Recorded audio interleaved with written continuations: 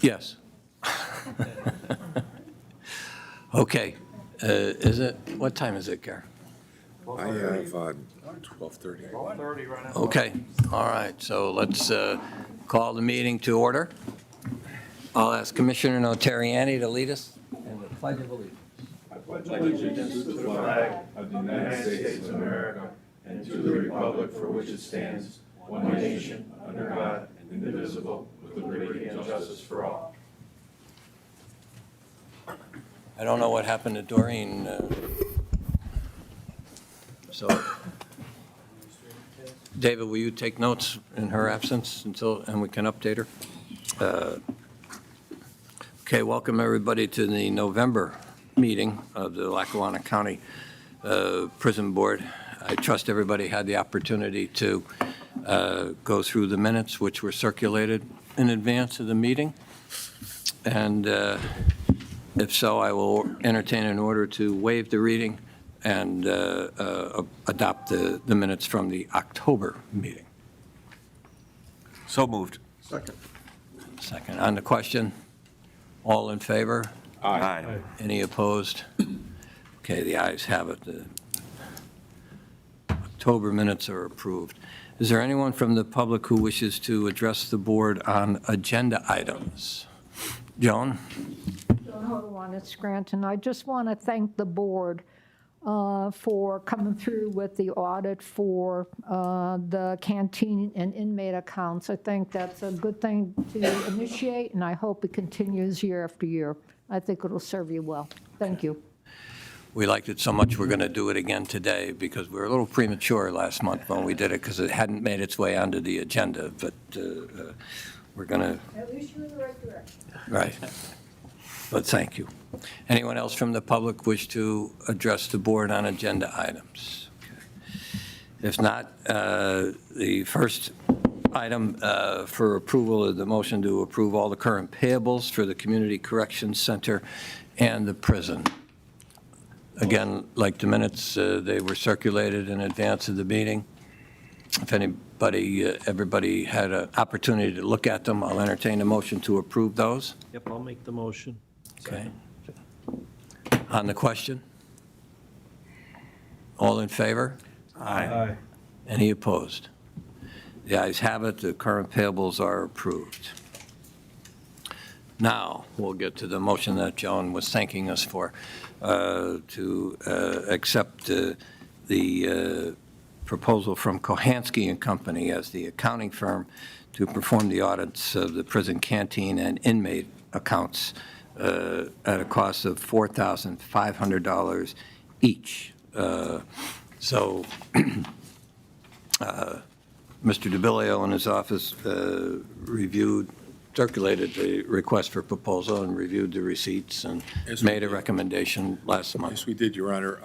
We discussed it last month. Two proposals, requests for proposals were accepted, and Kohansky, based upon our rating system that we put together, was the lower price and for just the same quality as the other proposal was. Okay, and just So to we be were on, recommending Kohansky, and we had Joe Weschler, the purchasing director, involved in the process. Okay. And he totally agreed with our office and recommending Kohansky. okay. And just to be redundant, they don't do any work for the county? Not that I'm aware of. at Okay, all. Yeah. and they haven't done any work for any of the members of the board in our elective capacities? No. Okay, all right. So based upon that, I'll entertain a motion to accept the proposal. I'll make a motion. Do I have a second? Second. Was that a second? I think the that's okay. sheriff seconded. I'll have to turn up my hearing aid. On the question, all in favor? Aye. Any opposed? Okay, the ayes have it. Will there be some paperwork to tie that up? If we haven't already, I'm sure we haven't done that. Reggie, do we have a contract to sign for them, for Kohansky? We didn't make up a contract yet. Okay, Okay, so you can go and do that now, Reg. Thanks. Okay. thank you. Okay. Next on the agenda, Mr. DiBileo, you still have the floor. Okay, thanks. The Controller's Report of the Prison Inmate and Canteen Accounts for October of 2023. The Controller's Office reviewed the prison inmate and canteen account reconciliations, which were prepared by the Prison Business Office for the month of October 2023, and found no discrepancies between the reconciliations and the bank statements. The balance in the inmate account was $409,886.52 as of October 31st, 2023. The balance in the canteen checking account was $337,925.93 as of October 31st. And in addition, as of October 31st, the canteen account also included a balance in the Pennsylvania Local Government Investment Trust investment accounts of $875,575.79, which is earning approximately $4,099 per month in interest, and which will mature in January of 2024. And during the month of October, $95,090.06 was paid from the canteen account for the benefit, welfare, and education of our county inmates. And an itemized sheet is attached to my report, if anyone would like to review that. And that concludes my report. Any questions for the controller? If not, I'll entertain a motion to approve his report. I'll make a motion to approve his report. I have a second? I have a second on the question. All in favor? Aye. Aye. Any opposed? The ayes have it. Mr. DiBileo's report is approved. Thank you. Next, we'll hear from Mr. McConaughey on the Community Corrections Center. Norm? Good afternoon, everyone. This is the house arrest report for the month of October. Adult house arrest had 194 participants, juvenile had 20. House arrest, programs revenues, house arrest had $61,267.22. Juvenile had $3,880 for a total of $65,147.22. And year-to-date for both departments is $616,236.15. Programs expenses was $72,831.43. Programs completions, we had 40. Violations, there were 5. There's still 4 outstanding warrants for house arrest. In the budget report overall, overtime's at 94%, expenses at 86%, and revenues at 91%. That's the end of my report.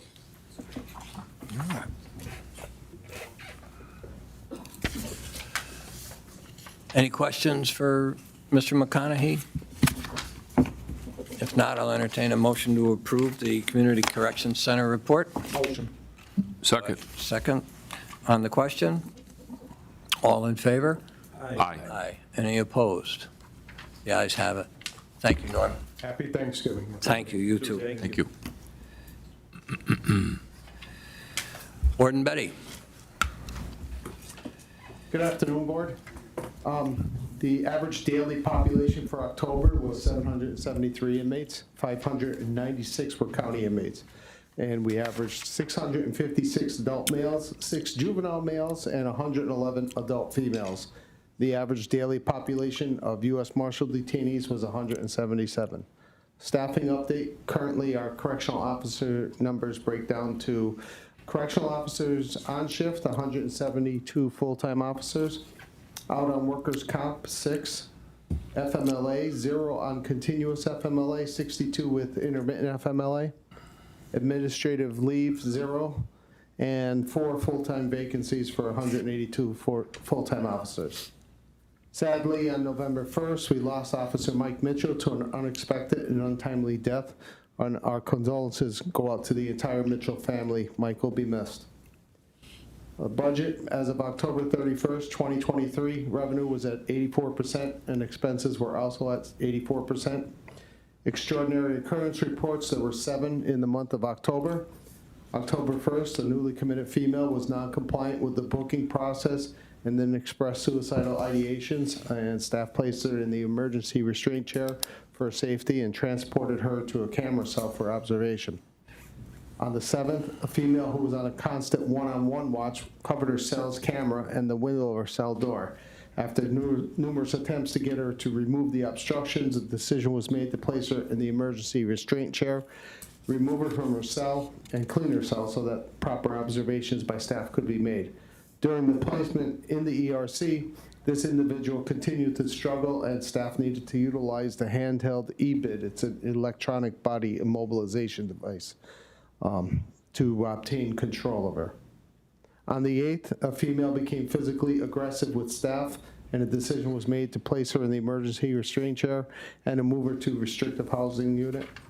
On the 9th, a female was being disruptive during med pass, and she was ordered to return to her cell but refused, and the situation escalated to the point where this individual began to swing at officers, and a decision was made to place her in the emergency restraint chair for the safety of everyone involved. On 10/22, a newly committed individual was being non-compliant with the booking process.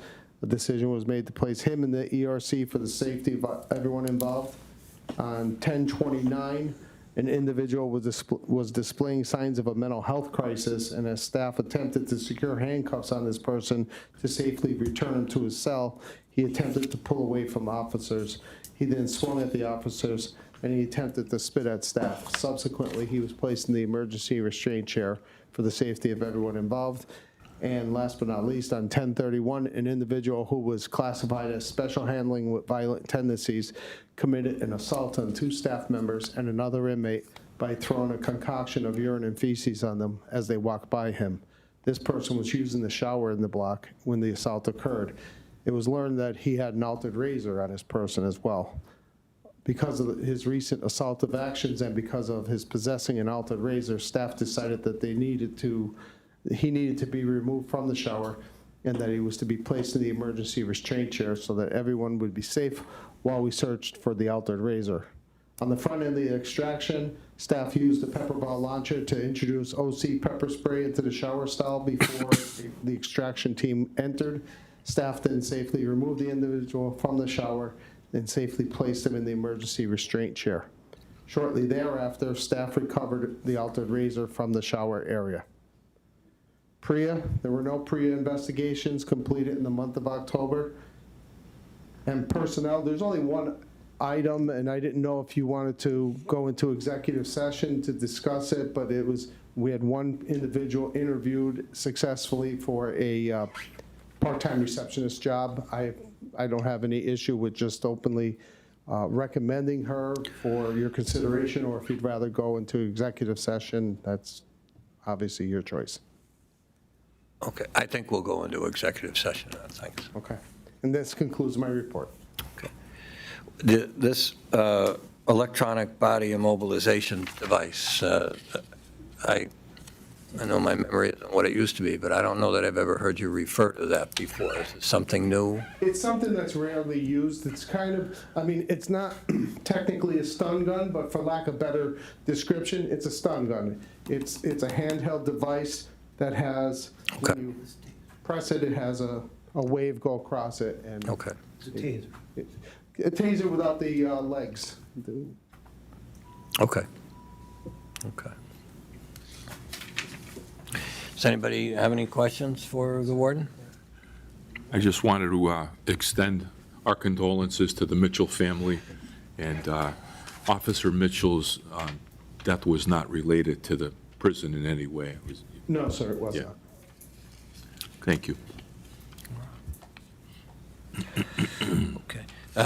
Thanks, Tim. I'll entertain a motion to approve the warden's report. Do I have a second? Second? On the question? All in favor? Aye.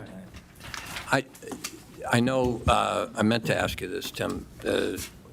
Are there any issues that you were aware of with voting? I know Bev approached us before we began the meeting and says she wasn't able to give a report yet because she doesn't have all of her information yet. I was just curious whether or not you I might be believe there aware. were 3 individuals that, because of the charges that they were being held on, weren't able to register. They were being held on felony charges, I believe convicted or potentially sentenced. I'm not 100% sure about the sentence part, but they didn't qualify for registering because of their felony charges. Okay, That's the only thing I'm aware of. okay.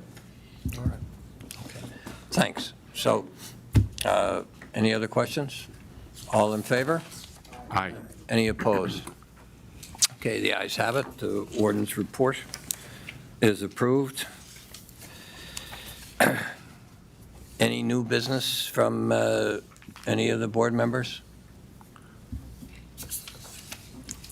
And does anybody from the public wish to address the board at this time? Yes, sir.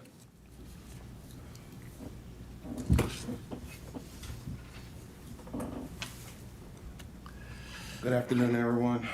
Rick Cephas, President of the NAACP Lackawanna County Branch. Pleasure to see everyone again. Basically, I know last month I stood before you all and I presented an opportunity to create a NAACP prison chapter here in Lackawanna County. And my fault, because the only one I was able to email was the warden as far as all of the criteria, what goes into creating a prison chapter. I think I got the rest of the board's emails last night and I forwarded it to everybody. So I'm hoping that everyone will get an opportunity to read over that. After this meeting, I will be speaking with the prison chapter chair for the state, in which he will guide me further as to what all goes entail to creating one from the ground up, so that way I can share that with you all. Okay. So, hopefully everyone will get a chance to read over that. I will be back next month to hopefully see if I can get some sort of feedback from you all, and I will be providing more information as I get it. I guess a few other questions that I had coming in when you're discussing those that are in restrictive housing. Is there a way that we could possibly get a report on that as far as how many are in there and the duration they've been in? And also when it comes to the restraints that are being used on the inmates, is there any evaluation by a mental health professional after the fact to ensure that whatever the issues they may have been experiencing at that time have been resolved? Therefore, we can, try to alleviate any further actions by that particular individual. As far as the voting goes, my question to you is, was there any discrepancies between the conduct of the voting between the primaries and this last general election? My understanding was there was no issue with the inmates that were eligible to vote, basically having a ballot box in there so they could vote, versus this time the ballot box was not available. Inmates were told that they had to request a mail-in ballot and that the postage would be on them to mail that out. And my question is, what was the difference between the primary and them voting and the general election now? My recollection, and I think Tim can speak to it as well, with the primary, I think individuals from voter registration actually came out to the jail and assisted. But this time, There was some suggestion that they'd have to pay for their own postage, but we covered that postage. So, So is it, so would you say then on any election day that, you know, the Board of Elections come in to conduct and bring a ballot box to make it easier on the inmates to cast their votes? on election day, no, because they're staffing in this building with all of the counting and all of the ballots coming in from around the county. But this is mail voting, so it's in advance of election day. Okay, I just want to make sure yeah. that, going further that, those inmates that are eligible to vote, making sure that their votes are submitted and are counted. Oh, yeah. No, we're committed to that, and I can tell you that you have a very staunch ally in Bev DeBarros here, who is very vigilant about the voting procedures. Okay, thank you, that's all. Okay, thank you. Anybody else from the public? Okay, any other business from anybody on the board? And if not, I will entertain a motion to adjourn. Did you want to go to executive? Oh, yeah, I'm sorry. Thanks for reminding me. I'm a bit distracted this week. So I'll ask everybody to step out, and this won't take long.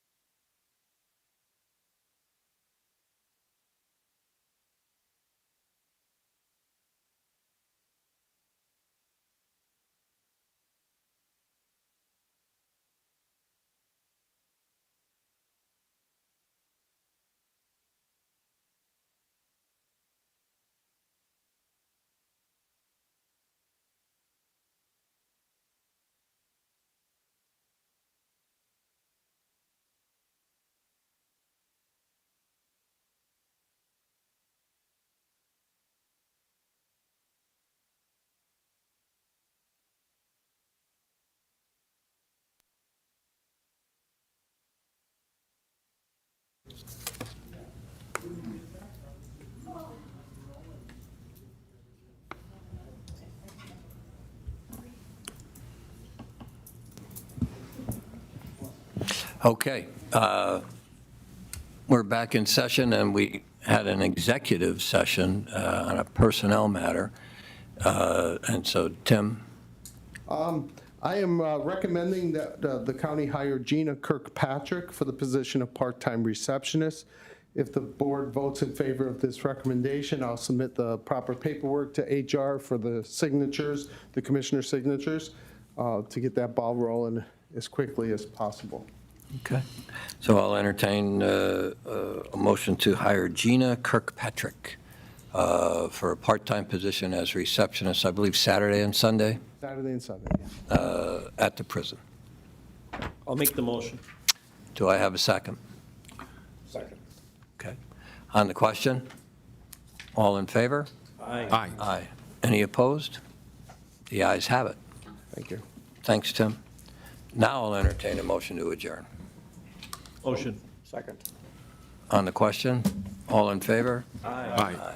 Happy Thanksgiving, everybody. Happy Thanksgiving.